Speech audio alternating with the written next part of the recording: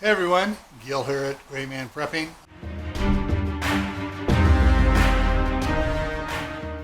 On this episode of Your Prep for Today, I want to talk to you about replacement blades for your utility knives.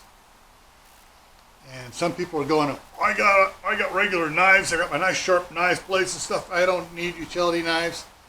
I got so many friggin' knives around here that are Gerber and Case and Buck and everything else.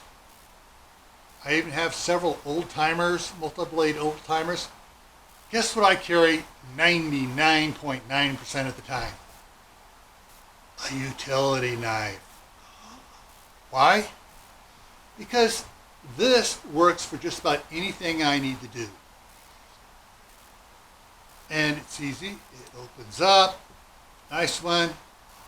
Ooh, it's got a little thing here on it. I just kind of roll that and blade comes out. I put a new blade in and it's sharp and I'm good to go.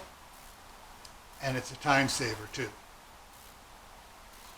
I still have all my other knives. I treasure my other knives. I really love them.